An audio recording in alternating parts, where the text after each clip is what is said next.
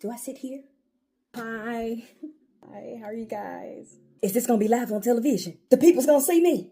Psst, is you a reporter? You got a mirror on you. Okay, I think I'm ready.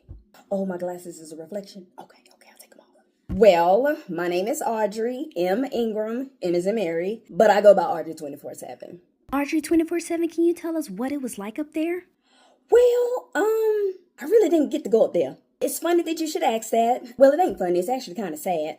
I was still making payments to go up there to get on the ride, and I didn't finish making all my payments. I still owe about $999,000. So I didn't get a chance. I actually missed the flight. So how did you hear about the Blue Origin mission? Well, someone actually DM'd me. And I was like, who is this? Because they had a weird Illuminati sign. And I was like, I don't know about this, but I was curious, so I opened the message, and they was like, yo, we planning this ride. It's called the Blue Origin. It's gonna be a bunch of women gonna fly up to space, and we want you to be a part. And I was like, yo, okay, cool, it's gonna be dope. They was like, it's gonna be an empowerment and all this stuff for the women. I was like, okay, I'm all about empowerment. Then they was like, cause you cute and you popular. I was like, you better stop. They was like, okay, well, we need all your information, your height requirements, weight requirements, and all this other stuff. I said, well, I just lost a couple of pounds, so I should be good. And they was like, well, how tall are you? And I was like, well, I'm 4'7". They was like, we don't know about that because you may not be able to meet the height requirements. I was like, disrespectful. Then they was like, well, we never had a midget before in space. I said, wait a doggone minute, I'm not a midget. I'm a regular person. I said, don't dwarf me. Nothing against the dwarfs. First off, I can get on all of the rides at the theme parks. Don't try to play me. Do you really think they went up into space? No.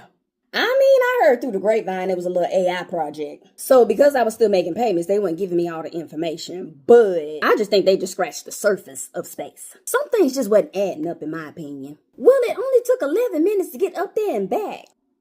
I know that take longer. Because when I be watching the real astronauts, they show the whole footage of everything inside and out. It takes about 30 to 45 minutes for them to take off and get all the way up in there. Me being queen detective that I am, when I was looking at the footage of them inside, I was like, something ain't right. When they were showing them up in space, supposedly, and they was looking down at the earth, I was like, something ain't right. Because they would have took y'all longer to get up there to look down at the earth. You see what I'm saying? Then I'm a little suspect of that Katy Perry. She had a whole daisy. I don't remember her walking in there with no daisy in her hand. She have it in her pocket. She had the daisy in her pocket. Wouldn't the flower little beds or whatever on the daisy would have fell off or something? I'm confused. Not only that, when she got out of the expensive roller coaster, she was like, I've never felt love like that before in space. What? Don't you got a child? Are you trying to tell me when you gave birth to your child, you didn't feel the love of being a mother and loving that child, but you felt love when you went up in space? Baby, something is off. What got me was when they got out and they kissed the ground. Baby, I ain't go nowhere. Then Gail King gonna try to catch an attitude talking about you ain't never been to space. Girl, you ain't either. But hold up, I feel a little disrespected and offended talking about you ain't never been to space. Well, first off, the regular American citizen can't afford freaking food right now. It's $32 for 12 cartons of eggs. I can only eat one egg a week. We struggling to try to pay bills and try to live. Trump over there trying to fight the doggone terrorists with the China people. China people trying to come back talking about Louis Vuitton ain't real. China is petty. I got to drink faucet water because orange juice is almost $10. Not only that, I got to keep wearing this same wig because they're trying to go up $12 more on my wigs. Baby, I can't afford nothing. I'm tired and I'm hungry. We're going to have to cut this out the interview, honey. You mentioned that you can't afford anything. How are you able to afford that Blue Origin suit? I ain't gonna lie, on Thursday, but I stole it out that closet. I look good. It look cute on me, don't it?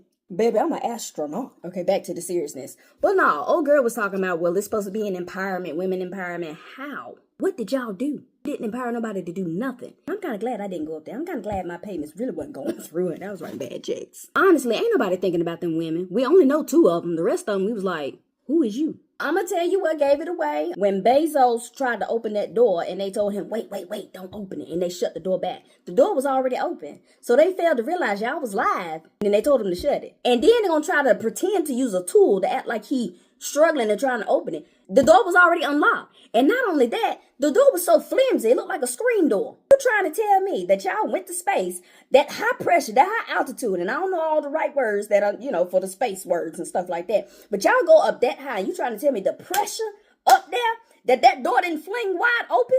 Airplane has to be sealed in at that type of altitude. But you trying to tell me y'all went to space and all that pressure and that door didn't fling open?